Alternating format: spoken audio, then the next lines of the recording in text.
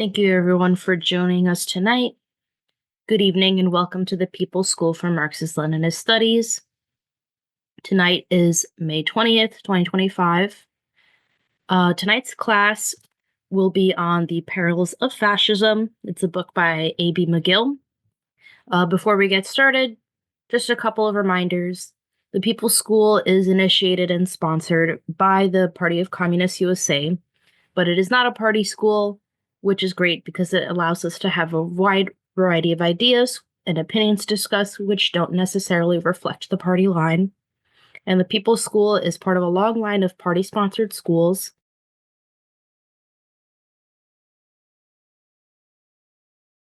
So what we'll be learning today, it's actually going to cover a couple of chapters out of the book. So the first section will cover the chapter, The Battle Lines Form. The second section will cover the chapter of Big Business, Fountainhead of Fascism. And the last section will actually cover two chapters, The Apostles of Liberty and Demagogues of Fascism. Thank you. This is my section. So, the 1932 Roosevelt administration.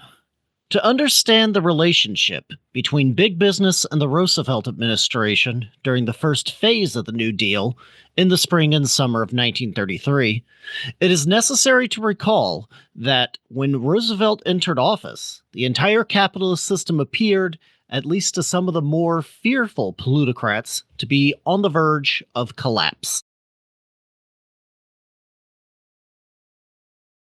His administration, at this stage, was represented by a broad coalition of heterogeneous interests, ranging from lords of finance, demanding measures to strengthen the monopolies, to lower middle-class strata, clamoring for government action to restrain the monopolies.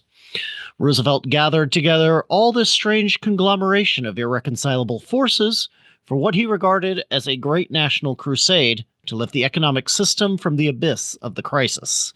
And you can see a little political cartoon on the side there where Roosevelt's, as a doctor, is talking to Congress with all these medicines on the side, says, "Of course we have to change remedies if we don't get results." So, the basis for coalition was slim and precarious indeed. Big business was willing to go, for the moment, along in a national coalition in order to achieve its principal immediate objectives: the relaxation of the antitrust laws, and increased government assistance to key industrial and financial units on the verge of bankruptcy. But it was bitterly opposed to even the smallest concession to the workers and farmers. Only its extreme desperation in the critical spring days of 1933 made it tolerate the reformist elements of the Roosevelt program. Once out of the pit of the crisis, it was certain to fight for the withdrawal of all reforms and concessions to the people.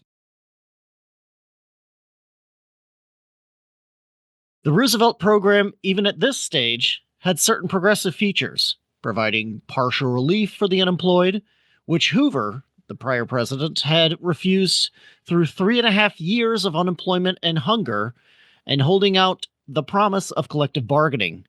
But these progressive features were heavily overshadowed during the first phase of the New Deal by the big business program. You can kind of see a cartoon on the right of the worker, the farmer, and honest business demanding a New Deal as the speculator, big business, and politicians hoard all the chips and the wealth. Insofar as the first phase of the New Deal carried out the program of the economic royalist, it contained certain definite fascist elements. It was for this reason that the communists sharply attacked the Roosevelt administration, at a time when practically every other political group, including the socialists, accorded it warm support. And you can see there's Senator Baxley on the right there with Roosevelt. He compared himself to the father of our country, to the great emancipator, but not compared to the great dictator. The recovery, deformed from its inception by the general crisis of capitalism, had the effects of sharpening instead of alleviating class tensions and, consequently, of accelerating the fascist tendencies of the plutocracy. Its first effect was to relieve the economic royalists of the fear of bankruptcy, which had impelled them to tolerate the progressive features of the New Deal.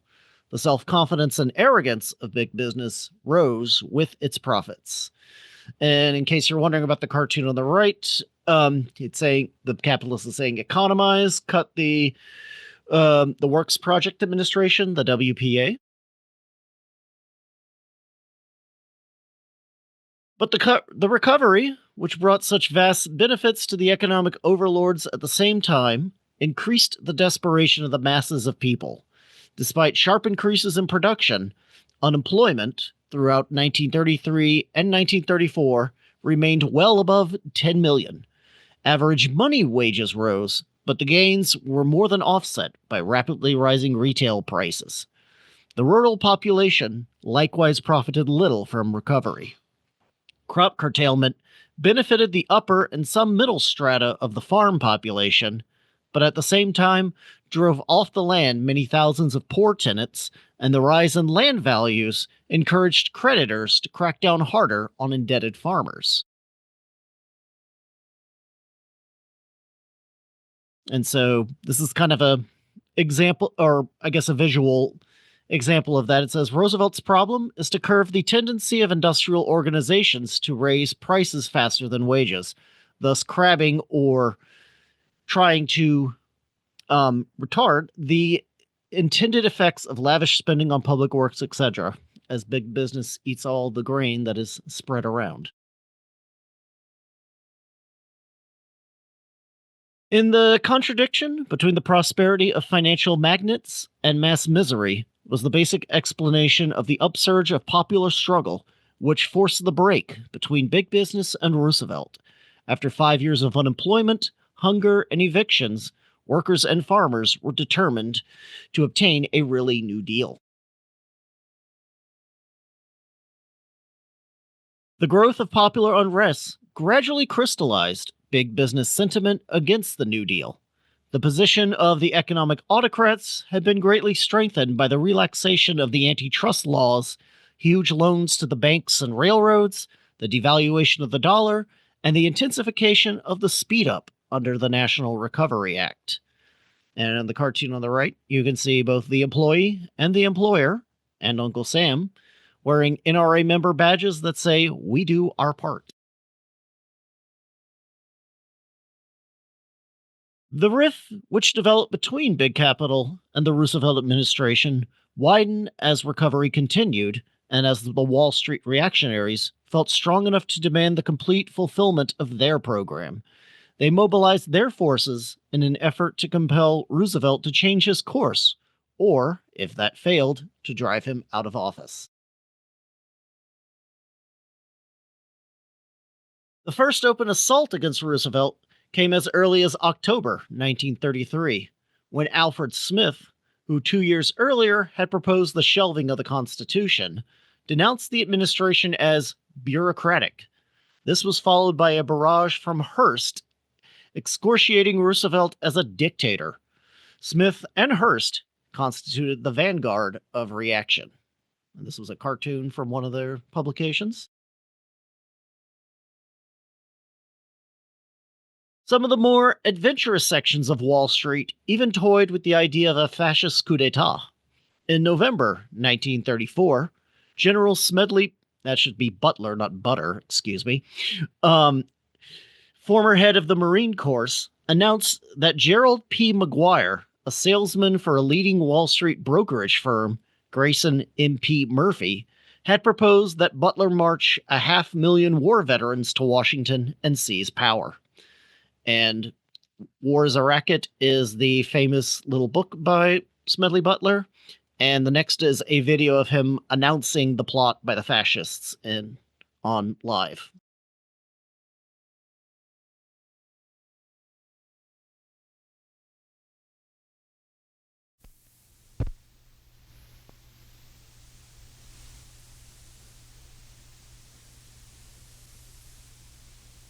I appeared before the Congressional Committee, the highest representation of the American people, under subpoena to tell what I knew of activities which I believe might lead to an attempt to set up a fascist dictatorship. The plan as outlined to me was to form an organization of veterans, to use as a bluff or as a club at least, to intimidate the government and break down our democratic institutions. The upshot of the whole thing was that I was supposed to lead an organization of 500,000 men, which would be able to take over the functions of government. I talked with an investigator for this committee who came to me with a subpoena on Sunday, November 18th. He told me they had unearthed evidence linking my name with several such veteran organizations. As it then seemed to me to be getting serious, I felt it was my duty to tell all I knew of such activities to this committee. My main interest in all this is to preserve our democratic institutions.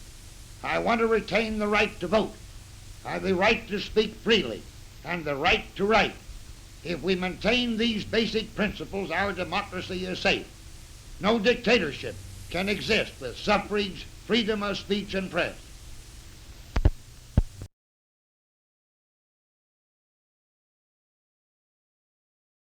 So, for the election of 1936, during the early stages of the presidential campaign, the Landon forces, this was Alf Landon, run by the Republicans, maintained the pretense of democracy and progressivism, conducting their fascist, anti-labor, anti-black, and anti-Semitic agitation through underground channels and through subsidiary organizations like the Southern Committee to Uphold the Constitution. On the right, you can see this was one of their old campaign announcements in a newspaper.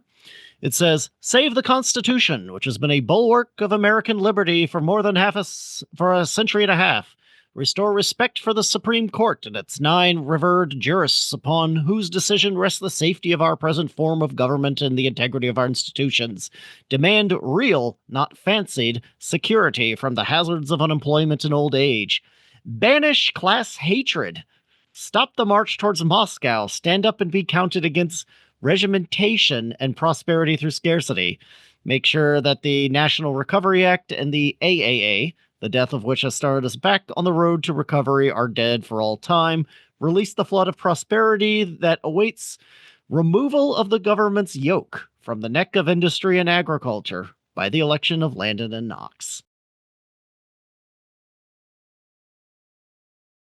But as the campaign wore on, the Republican leadership abandoned its Democratic pretenses and revealed its true position.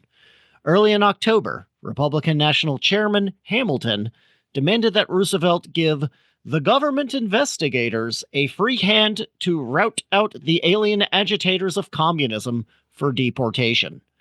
Echoing the editorials of the Hearst press, he clamored for a drive on un-Americanism. Like Hearst, Hamilton adopted a definition of un-Americanism broad enough to include anyone who refused to subscribe to the fascist doctrines of the professional patriots. According to Hamilton, even the mildly liberal trade union leader Dubinsky was a red and a communist. Spanish democracy was communistic, and its leaders, who were fighting to crush fascist tyranny, were murderers. By the middle of 1937, fascist ideas had made considerable progress in the United States, permeating not only big business circles, but large layers of the middle classes and the exploited poor in backward sections of the country. In the 8 years from 1929 to 1937, the most important sections of big business had traveled far on the road to fascism. They were not yet fully prepared to espouse openly the whole fascist program, but they had gone a long way in that direction. And you can see these were, on the right is a cartoon of some of the largest proclaimers of fascism: Charles Lindbergh, Rankin, Wheeler, both journalists. You have Hearst, Ezra Pound, O'Donnell, and Bilbao. Thank you for that. We will now move on to our first round of discussions. Just a reminder, if you would like to make a comment, you can raise your hand, but if you don't have your camera on, we ask that you just send your message to one of the co-hosts and we can relay your message. Otherwise, please keep your comments to 60 to 90 seconds. Go ahead, National Chair. Yeah, so back in the 30s, our country was at least, well, during World War II, that would be, our country was against fascism.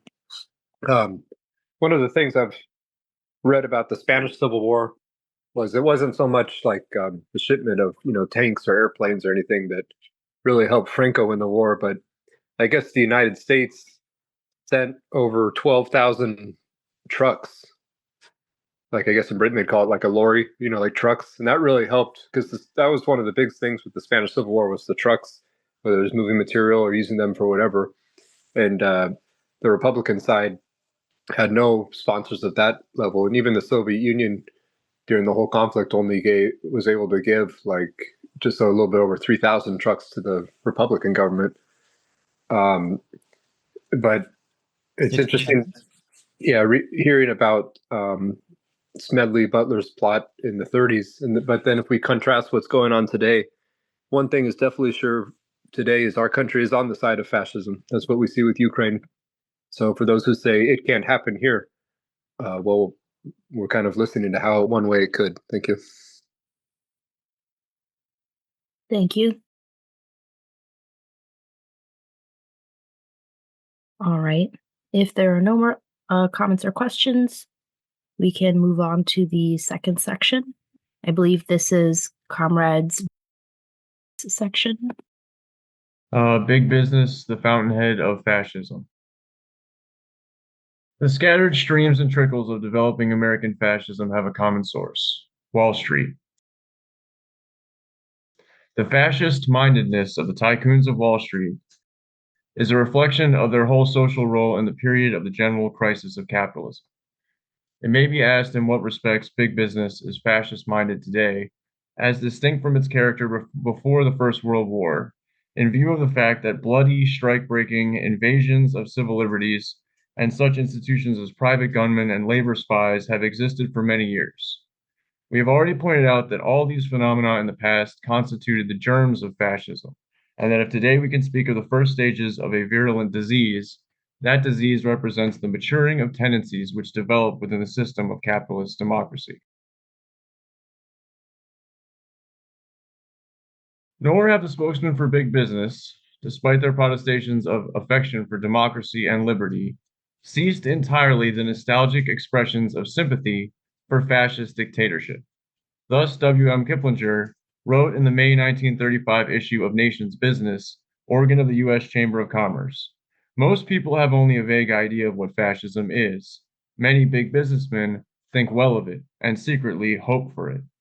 Fascist and semi-fascist tendencies do not, however, express themselves merely in openly pro-fascist statements and activities. They are part and parcel of monopoly capital in the present period." The driving force in the development of fascism in this country, as in every capitalist country, are the employers' associations. They represent the concentrated might of big business and are today more completely dominated by the large finance capitalist groups than at any time in their history. In addition, big capital has sponsored and financed organizations functioning in specialized fields whose membership, though drawn predominantly from the ranks of big business, is open to the general public. The National Association of Manufacturers was founded in 1895 and has a dues-paying membership of between 4,000 and 5,000 business enterprises. In 1938, the Senate La Follette Committee investigating violations of civil liberties showed that their leading officers contributed generously to various fascist and semi-fascist organizations, including the American Liberty League, the Crusaders, the Sentinels of the Republic, the National Economy League, the Farmers Independence Council, and the Johnstown Citizens Committee.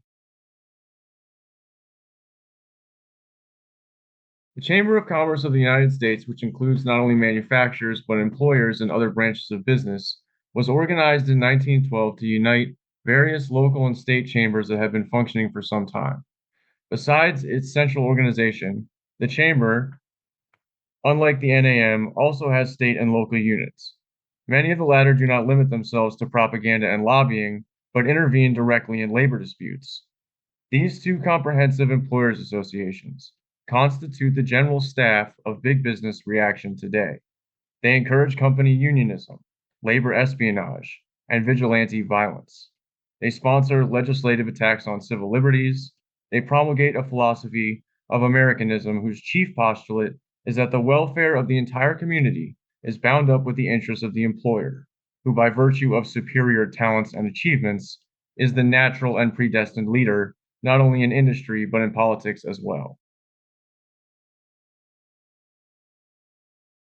To the Chamber of Commerce fell the task of openly and directly assaulting civil liberties under the guise of a crusade against communism. In 1934, the Chamber set up a committee on combating subversive activities under the chairmanship of Felix Marcus McWhorter. The Chamber's vendetta against subversive activities was another indication that the anti-democratic practices of big business had entered a new stage. Prior to the First World War, employer-inspired attacks on civil liberties and legislative proposals for restricting the rights of labor and radical organizations were by no means rare, but it was in the Wartime Espionage and Sedition Act, in the state criminal syndicalism and sedition laws, and in the Palmer Red raids after the war that the drive against civil liberties for the first time achieved a highly organized and concentrated character. From the destruction of the trade unions, this would today include, of course, the CIO as well as the AFL, to the destruction of the rights of all citizens, save a few at the top, is not such a long step, as Hitler and Mussolini have shown. And the Chamber of Commerce patriots have not contented themselves with seeking to save the country through legislative means, but have in city after city taken a hand in the organization of anti-labor violence. Here we have a quote. What we want to do is destroy the whole AFL. It's a racket from top to bottom. Oh, we're not against unions. In fact, we help to organize lots of them. L.L. Gleason, Industrial Secretary of the Brooklyn Chamber of Commerce. One of the chief collaborators in the Chamber's crusade against civil liberties has been its kid brother, the Junior Chamber of Commerce, announcing that it was absolutely proven that the United States is even now in the midst of an incipient communist revolution. It called for what would be tantamount to a clear sweep of every vestige of democratic liberties. Among the proposals was, quote, we think a federal law should be passed under the terms of which an individual convicted of revolutionary activities should be incarcerated and continually held in a concentration camp, and that in the case of an alien so convicted, he should be kept in confinement until such a time as laws may be passed and deportation treaties entered into, providing for his return to his native land. It should be borne in mind that the very structure of capitalist industry is authoritarian and anti-democratic. A large corporation may have thousands of stockholders, but policy in all matters is determined by a self-perpetuating small group who own the controlling stock and are closely linked with the large banks. Within the individual factory, the employer or the head of the corporation is the apex of a hierarchical pyramid of lesser officials, foremen, and straw bosses, who are the symbols and the instruments of a power that is absolute. This is particularly true of the mass production industries, and the larger the factory, the greater the enslavement and helplessness of the individual worker is likely to be, and the more completely do his own personality, needs, and desires become reduced to a blank page on which those in command stamp their will. The axis of fascist development in the United States, as in other capitalist countries, is the drive against unionism. Unions threaten the absolute dictatorship of the employer over his workers. They seek to introduce some measure of industrial democracy, though so long as the means of production are in the hands of the capitalists, this democracy at best will be limited. Moreover, unions express in embryo the organized power of an entire class, the class that is destined to transform all social relationships and lead humanity to a higher level of civilization. It is this potential power, striking at the foundations of the profit system itself, that the reactionary big capitalists see rising out of every question of wages and hours and the right to organize, even though the unions themselves pursue modest aims realizable under capitalism. In the drive against unionism, two auxiliaries, company unions, and the armies of spies and strikebreakers, both directly organized by corporations, play an important role. In its preliminary report to the Senate on February 8, 1937, the La Follette Committee says, "It is clear that espionage has become the habit of American management. Until it is stamped out, the rights of labor to organize, freedom of speech, freedom of assembly will be meaningless phrases. Men cannot meet freely to discuss their grievances or organize for economic betterment. They may not even express opinions on politics or religion so long as the machinery of espionage pervades their daily life. That private persons or interests should be allowed to maintain arsenals is surprising enough. That industry should be permitted to arm unscrupulous men under their own pay, gravely wearing the badge of law, is startling. That there is allowed to flourish a gigantic commercial enterprise in which employers collaborate with professional spies in assaulting citizens because they exert their lawful right to organize for collective bargaining is shocking to any true defender of constitutional government." One committee witness testified that during the San Francisco Marine strike, an agent for Federal Laboratories, J.M. Roosh, had fired a gas projectile at a striking longshoreman.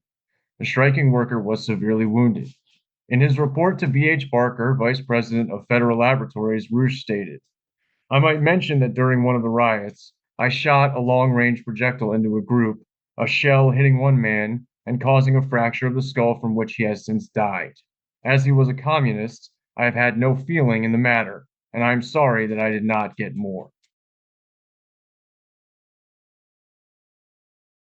Here, then, is the portrait of big business, a juggernaut of wealth and power dominating the economic life of the country, organizing its private armies of spies and gunmen, assembling its arsenals, suppressing elementary constitutional rights, preparing violence and murder, a juggernaut of incipient and growing fascism. Thank you for that, comrade. We will now stop for a second round of discussion. If you would like to find out more about fascism, I would highly recommend Arpam Dutt's book. Oh gosh, what was it called? The Fascism and Social Revolution? Yes, that book. All right, so moving on to the hands. I see, comrade, your hand is raised. You can go ahead. I think this is a great class that shows the class role of fascism. I wanted to remind everyone that things have progressed for big business since then. Where since this book was written, we have gotten rid of the gold standard for money, where now it's basically imaginary. Inflation has been shooting up, skyrocketing. Big business controls the printing of money in the Federal Reserve, and the banking is the only real industry we have left in this country. And so I just kind of wanted people to remind them of that, and that's all I have. Thank you. Thank you. Go ahead, comrade. Yeah, to respond, you bring up a good question of whether, Trump is himself a fascist or not. And the analysis of the party is that, regardless of whether he's a true fascist, he represents the interests of the fascist-minded businessmen. He represents the drive towards a fascist dictatorship. In all the other societies where fascism took over, there was Angelo used to say, the man on the white horse, the person who leads the way for the other fascists to take power. And that's what he's sort of doing, is he's chiseling away at all the civil liberties, 60 all seconds. the regulations on businesses, and eventually, and even the core aspects of democracy. So by the time he's out, if another more reactionary took over, they'd have an easier time. I hope that answers your question. Thank you for that, comrade. Go ahead.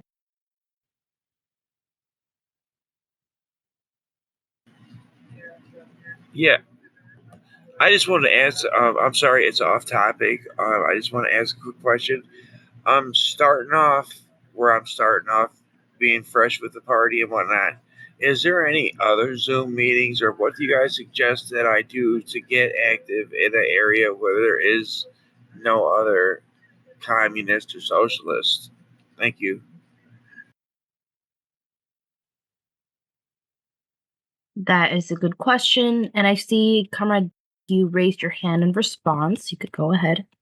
Hey, comrade. Really glad that you're here joining, and we will definitely keep in touch with you. In the Midwest, we don't have many members right now in Ohio, but we are just building, and we'll get offline because I don't want to get off topic, but I'll reach out to you to make sure that we can get you involved and get an interview for you. But yeah, thank you. Yeah, we have lots of great opportunities to get involved. Go ahead. Thank you. Yeah, I was just curious because I know we kind of view the rise of fascism in Germany as, of course, not dogmatically, but there's a lot of similarities as to what's happening today. So I guess I'm just curious, I guess after what you just said, do we view, or how would we view I'm not sure if the Social Democratic Party was still in power by the time, I don't know if it was von Hindenburg or who it was exactly that gave power to Hitler, but would we view that government, I guess, playing a somewhat similar role to what Trump is doing today? I know it's just a question I have. I know there's definitely a lot of differences, but yeah. Go ahead, Tyler, if you wanted to respond. I would say in some respects that's kind of true. Hindenburg, I would not say is. I wouldn't say Hindenburg himself was the most reactionary of that group. He was more of I would say, a very milquetoast liberal. It was von Papen who was the one that actually pushed for Hitler to be made the chancellor under Hindenburg.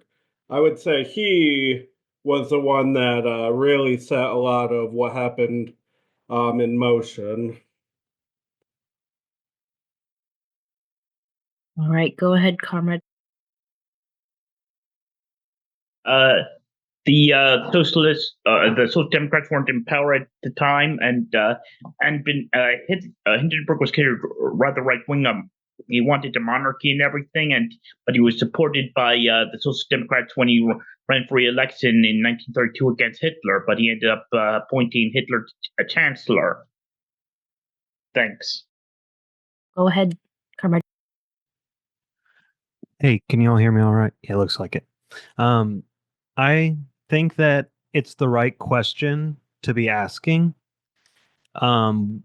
What are these characteristics that seem like fascist tendencies? Who are the people in power that believe in fascist ideologies? I think that pretty much laid everything out perfectly. But yeah, I think it's definitely an important question for us to be asking and always to be mindful of, because it's a very real threat.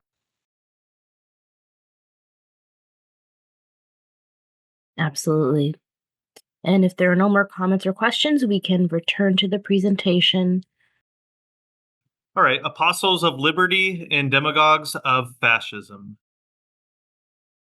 The American Liberty League may be dead, but its sole monopoly capital goes marching on. The Liberty League marked the first large-scale attempt to set up a reactionary, bipartisan political coalition under the direct leadership of the most powerful Wall Street groups. As such, it exhibited in concentrated form all of the salient characteristics of nascent American fascism.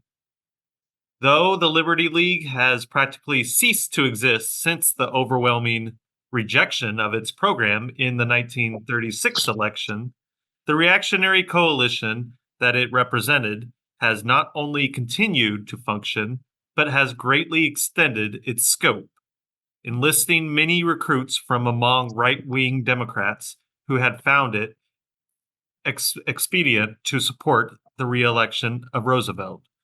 In other words, while one form of big business coalition on the political field has outlived its usefulness, new forms are emerging, and the whole struggle between the forces of democracy and fascism is developing more sharply on a vaster scale than ever before. And continuing on, the demagogue monopoly interests in fascism dressed as democracy, and its special character as a synthesis of the chief pro-fascist tendencies in American life is revealed in the fact that while it wrapped itself in the democratic traditions of the American people, the League and its leaders became the inspirers, organizers, and subsidizers of a whole series of fascist and semi-fascist groups, which sought to play on the prejudices and confusions of the poor. And then it looks like there on the right, we could see their logo of the American Liberty League. And then there's something maybe a little bit more relevant to today, the Heritage Foundation. You could see that similar, reappropriating American symbols and the Liberty Bell, but it says both American Liberty League and the Heritage Foundation of today use the Liberty Bell as the key icon in their logos while actually working against democracy. So you could see their pernicious, deceptive tactics there. There should be some very definite organization, wrote Raskob, that would come out openly with some plan for educating the people to the value of encouraging people to work, encouraging people to get rich, showing the fallacy of communism in its efforts to tear down or capital structure, etc. 5 months later, the American Liberty League was born. It was intended, according to its incorporators, to combat radicalism, preserve property rights, uphold and preserve the Constitution. The Charter of Incorporation, dated August 15th, 1934, is entirely in the spirit of the Raskob letter. The particular business and object of the society shall be to defend and uphold the Constitution of the United States, and to gather and disseminate information that, one, will teach the necessity of respect for the rights of persons and property as fundamental to every successful form of government, and two, will teach the duty of government to encourage and protect individual and group initiative and enterprise, to foster the right to work, earn, save, and acquire property, and to preserve the ownership and lawful use of property when acquired. That the founders of the Liberty League did originally expect to enlist the rank and file of middle-class people in the cause of defending and expanding the liberty of its Wall Street sponsors appears likely from the announcement of its president, Jacques Schauss, that occupational divisions would be set up and that the League will unite several millions of people from all walks of life who are now without organized influence in legislative matters. One newspaper expressed the hope that, quote, the debt-paying and industrious people of the villages and countryside will be as responsive to the League's plans as will be the millionaires.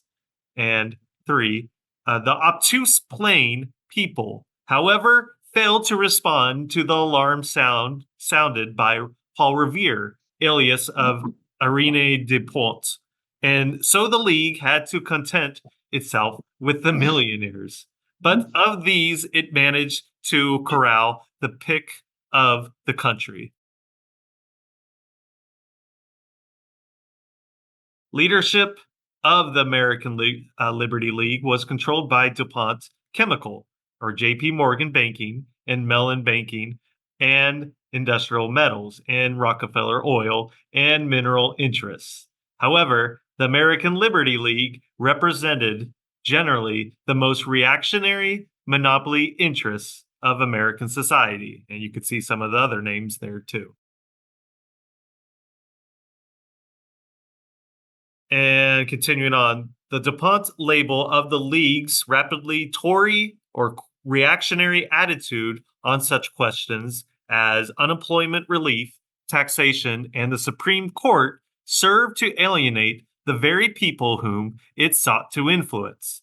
So discredited did the Liberty League become that even William Randolph Hearst, who had everything in common with the League and is the last person in the world to cast this particular kind of stone, found it necessary to issue on February 11th, 1936, the following confidential instructions to his editors.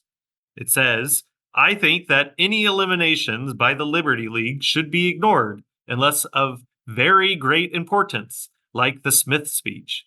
The gentleman who spoke this morning, Mr. Schoss, I think did more harm than good. And I think that as a rule, these utterances that emanate from the Liberty League do more harm than good, because the Liberty League stands for anything but its name in the eyes of the public. And then there's, you can actually get this from New Outlook Publishers, Why Hearst Lies About Communism. It's a good book. The American Liberty League couched its appeal, sorry, the picture, in terms which, it is now clear, constitute the chief form in which the demagogy of budding American fascism is expressing itself. The specific characteristic of fascist and quasi-fascist demagogy in the United States is that it appears in the guise of defense of democracy in opposition to fascism. Therein lies its strength and its deceptiveness. And we see Trump, who looks very proud of himself, or I guess looking like he did some work at a McDonald's prior to the 2024 election. American Liberty League and today's Heritage Foundation. So yes, I think there is lots of similarities that maybe a lot of us noticed. Cut from the same cloth, the founding of the Liberty League. 17 months after the inauguration of the New Deal, a group of prominent wealthy businessmen announced the founding of the American Liberty League. They did so, and they said, because the great majority of American citizens believe in sanity in government and are against harebrained experiments and un-American creeds, which, under the guise of liberalism, retard social and economic progress. They are against government waste, foolish spending, useless taxation, bureaucratic arrogance, unsound experiments, impractical policies. And there is the logo of the Department of Government Efficiency that was known to be handled by Elon Musk, as well as some other horrible people, which takes on a role similar to the adjacent text. And mission statement of the American Liberty League. When, where, and for what purpose was the American Liberty League organized? And the League was incorporated August 15th, 1934, in the District of Columbia. The charter states, it shall be a nonpartisan organization. The particular business and objects of the society shall be to defend and uphold the Constitution of the United States and to gather and disseminate information that, one, will teach the necessity of respect for the rights of persons and property. And I believe we just read these, fundamental to every successful form of government. And there's nothing wrong with that. I think it's important to focus on this. But two, will teach the duty of government to encourage and protect individual and group initiative and enterprise, to foster the right to work, earn, save, and acquire property, and to preserve the ownership and lawful use of property when acquired. So emphasis on private property and property there. Every day, the Heritage Foundation is building an America where freedom, opportunity. Okay, so now this is a statement on the Heritage Foundation that is relevant in current affairs today in America. Every day, the Heritage Foundation is building an America where freedom, opportunity, prosperity, and civil society flourish. Heritage's mission is to formulate and promote public policies based on the principles of free enterprise, limited government, individual freedom, traditional American values, and a strong national defense. We'll now break for our last round of questions and comments. Go ahead, Comrade. I thought that point you brought up about even Hearst hating the American Liberty League, that was very funny for one thing, and it's like it goes to show you how odious and nasty even parts of the capitalist class find fascism and fascist ideologies, that you'll see even like Democrats now talking about Trump, and they talk about how much they hate him and how awful it is. It's like these guys are losers and everyone hates them and everyone hates their policies, and that's why they have to be so brutal and vicious and hateful. And I just really like that you were put that quote in from Hearst. I thought that was crazy that to hear him saying bad things about them. Thank you for that. Go ahead, Comrade. Yeah, I didn't prepare these slides. I think that was Comrade Tyler. I thought it was an excellent job. I like the parallel of today with the Heritage Foundation and the Liberty League. It is, a direct, I think, analogy, like what they were doing. The pernicious use of language, saying that they're for, democracy and the Constitution. Emphasis on free enterprise, and even using language that I thought was interesting, like, how union rights have been attacked, and in the name of what is the name right to work, things like this. It's very deceptive, and they are allowed to do it because of all the funding they get from big monopoly capital. So yeah, excellent slides there, but that's all. Thank you. Yeah, Comrade, did you want to respond? Well, yeah, first off, I wanted to say that, the bringing in the quote of Hearst, that was A.B. McGill that did that, not me. But what I did want to say was, yeah, I think, what we're really seeing from the history as well as what's going on today is we really are seeing what the true nature of American fascism is. We're seeing what the flavor, it's trying to dress itself up as a professional, freedom loving institution, where most people, they would think, you see neo-Nazis on the street carrying the swastika, you see the Confederate flag, and while I would also say those are fascists, those are mere street gangs in comparison to 60 these seconds. real forces. Now, we shouldn't make any mistake, those smaller groups will, hopefully not, but, if the time comes, they will serve as the brown shirts. They will be the SA of the reactionaries of America. So, just wanted to say that. Thank you for that. And I see you haven't spoken yet. You may have the floor. Just wanted to comment on something that a comrade mentioned, that whether Trump is a fascist or not, he's clearing the way for what's coming next. I just spoke with an organizer the other day, and specifically this in retail, UFCW. what they're doing right now is, I think in Whole Foods in Philadelphia they won, but what their Amazon's arguing is that the NLRB has no quorum because they fired Gwen Wilcox.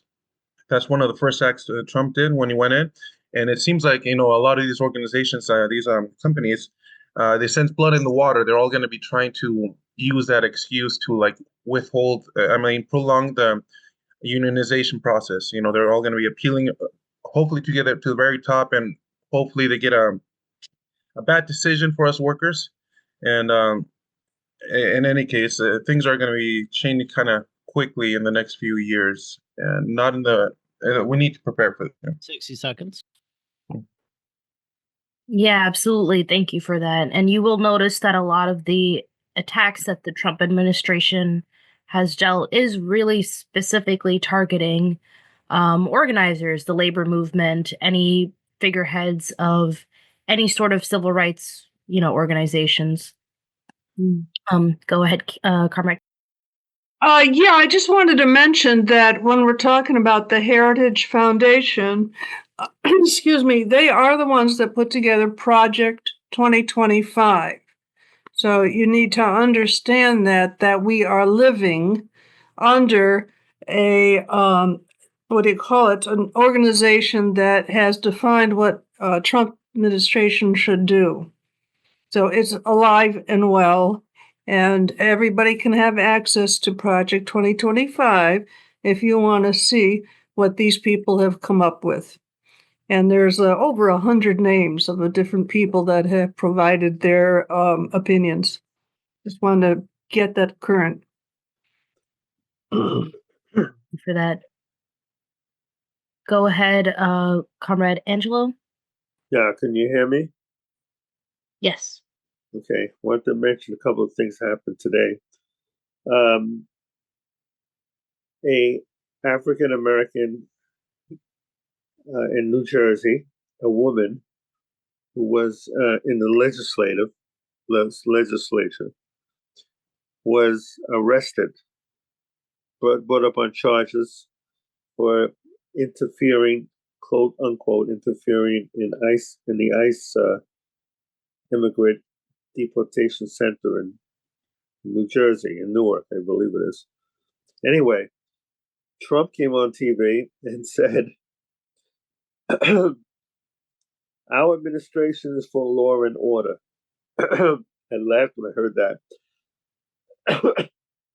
What was January 6th? Was that law and order? When the mob, it was a mob, 60 seconds. tried to take over the Capitol, was that law and order? Number two, Karen will remember this. That was the slogan of Nixon. If anybody go back, was the law and order. And the last person that used that before Nixon was 1933 in Germany. Adolf Hitler.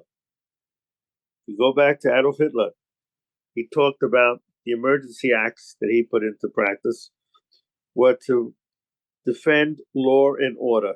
90 seconds.